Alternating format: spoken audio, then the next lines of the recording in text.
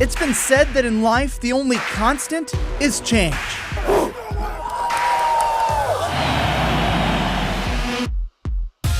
Will a change at the top in Eugene return Oregon to national prominence? Looking at his left shoulder. Or could one unexpected change doom the Ducks? At Oregon State, change returns a hero to Corvallis. It is great to be home. But he's got a big task in front of him. What does success mean for the Beavers under Jonathan Smith? Changes aplenty in the Pac-12. Some from opportunity, some from curiosity, and some because real life got in the way. But will any of that mean a change at the top of the standings?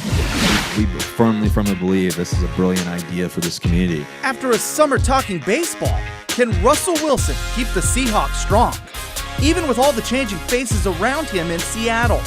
And will the Vince Lombardi Trophy need a change of address? Time to answer all those questions and more. We are set for kickoff. From KGW, it's Countdown to Kickoff. What's good, everyone? I'm Orlando Sanchez. If you like football, this is going to be your favorite hour of the week. We're getting you ready for the season in college, the NFL, and high school football. And who better to take us into the season than our very own John Canzano and Ducks great Joey Harrington. They've got answers to all the big questions as we kick things off. And we've got to start in Eugene, where expectations are high in 2018. The Ducks started out 4-0 under Willie Taggart, but an injury to Justin Herbert derailed things mid-season. But even with the ups and downs, there was plenty to like with this team as Mario Cristobal takes over the program. 2017, an up and down season for the Oregon Ducks, but even when things got rough, there was glimpses of what could be.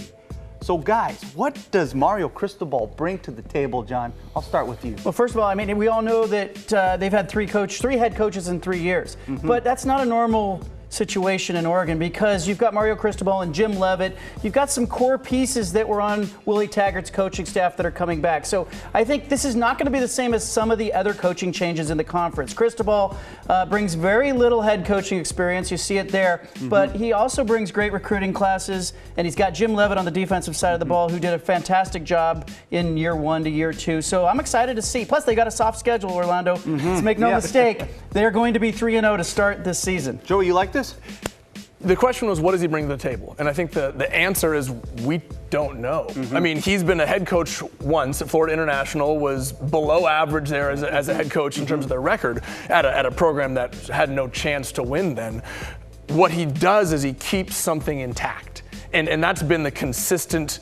That's been the key for Oregon for the last 30 to 40 years. Whether it's the recruiting class, whether it's the 75 kids in the locker room who signed the petition to get him to stick around. He keeps something intact. Stability. Stability. I think that's the biggest thing right now for Oregon is to have some sort of stability. And whether or not he brings anything new as a head coach, well, we have to wait and see. But what he does bring right now is that core. Okay, there's no doubt who the star is on this team, and that is quarterback Justin Herbert. Does the team's success live and die with Justin Herbert? Yes. Every team's success lives and dies with every great quarterback. And Justin Herbert has the opportunity to be not just one of the best in the conference, but one of the best in the country.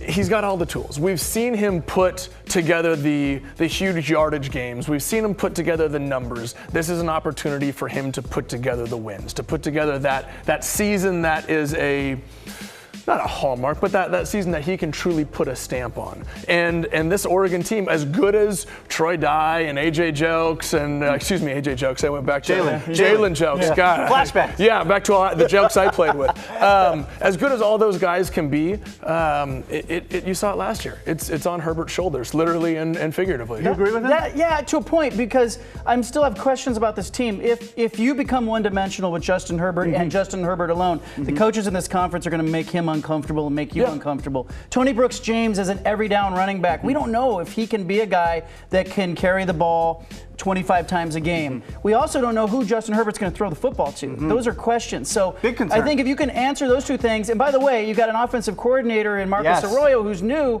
I don't know if we're going to learn anything in the first 3 games because the competition's not very good, but those questions have to be answered throughout this season. But here's the question. Will they win without Justin Herbert? If Justin Herbert is not the quarterback, will they They're win? 3-0 without him because This the competition. season, do they stand a chance without him? Hey, we saw him without him last year. They were smelly. They were bad. Right, so they live or die with Justin. They live or die, but can they go from being a 7-win team to a 10-win team? And I think that becomes about some other guys. Right, agreed. How about the play calling, John? You mentioned that. There's a new play caller in town. What do you think about what they do on offense? Does that matter? Yeah, I think it does, and I think the Las Vegas Bowl has to give Duck fans concern. The play calling in the Vegas Bowl wasn't great. The performance wasn't great. I'm throwing it out as a mulligan because bowl season, Boise State was locked in. They were off recruiting. The coaching staff was flying in and out of Las Vegas, so I give them a mulligan there. But I want to see beyond the first 3 games. Again, I think Justin Herbert, like Marcus Mariota did, like Joey Harrington did once upon a time, I think they could make up for a game plan or some play calls that weren't perfect. But let's see what Herbert does against Washington. Let's see what he does against Stanford in big games. I think he's good enough to win with maybe Joey and you calling the plays. Well, You're too kind, man. yeah, Orlando maybe not.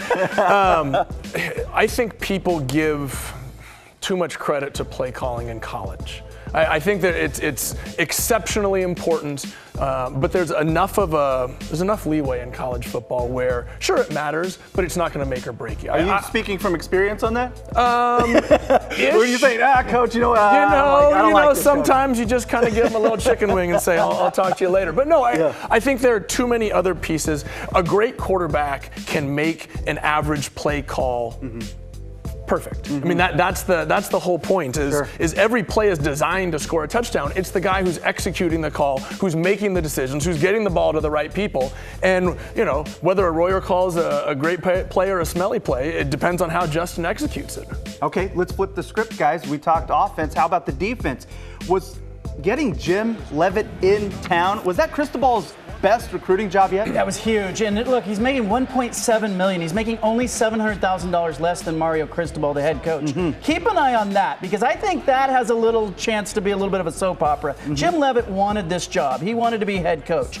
Is he going to be happy as the D coordinator forever in Eugene? No. But he knows he has to play the good soldier. He knows he doesn't get a head coaching job by being a problem. So I think he's on board with Mario Cristobal. I just don't think he's a forever guy there. He's also lowering the expectations. I noted right out of the gate. He had a big improvement year 1 to year 2. Now he's saying, well, don't expect that. I don't know if we can duplicate what we did in Colorado. He's trying to minimize. Right. I'm like, hold on, you just made $1.7 million. Did they know that when you were negotiating that deal? Well, I think people have this giant, not that Jim didn't do a tremendous job last year, but they were truly at the bottom of the barrel the year before. And so to go from the bottom to where they were last year, and it's funny, I was kind of going through some of the stats, just, getting ready, reading up for the season, and I was shocked to see Oregon, 7th or 8th in scoring defense, and they were 7th or 8th in turnover margin, and they were 6th in rush. I mean, they were sitting right about in the middle of the pack in places where I think mentally remembered them being 2nd or 3rd. But it's because of that such a drastic improvement from where they were 2 years ago to where they were last year that I think people they didn't make more out of it, but they were an above average defense last year. They were the worst third quarter team in the conference last year too. Offensively, I think that was a big part of it. So I'm curious to see what this team will do. And on Leavitt's defense, he was 24th in the country in defensive efficiency.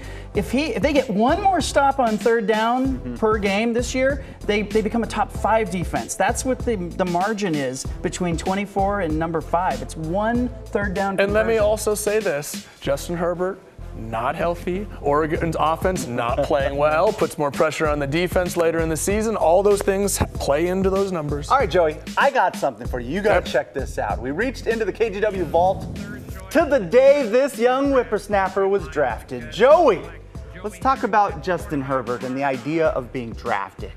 But first, look at this, Joey. What do you remember from this, man? I remember being at my grandma and grandpa's house over by Laurelhurst Park and just being with my friends and family. I mean, that was... Look at the haircut, man. That was a few years ago. Look at that neck. Look at the jowls. That was about 25 pounds ago, too. God. Look at these wearing khaki pants. Hey, you gotta look sharp, right? That's packed, man. Yeah, that was exactly where I wanted to be. Not in New York, not, in some... And you could have been.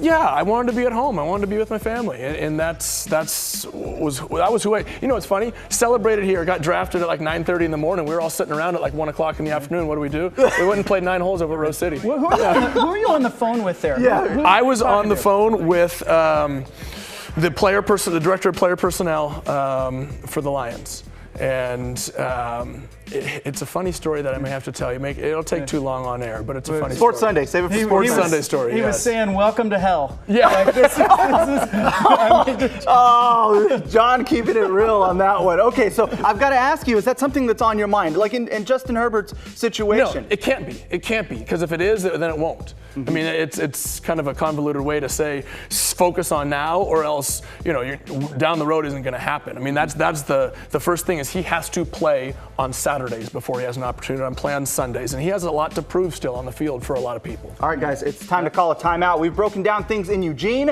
Next, we head to Corvallis, where they're looking to rebuild. What does Jonathan Smith need to accomplish to call 2018 a success? And we want to hear from you. We flew Joey's private jet down to Vegas. We've got our odds makers on deck, and they like these 5 teams to win the Super Bowl. Do you like the Patriots, the Rams, the Eagles, the Steelers, the Packers, or is it someone else? Head to kgw.com/vote, and we will keep you updated throughout the show.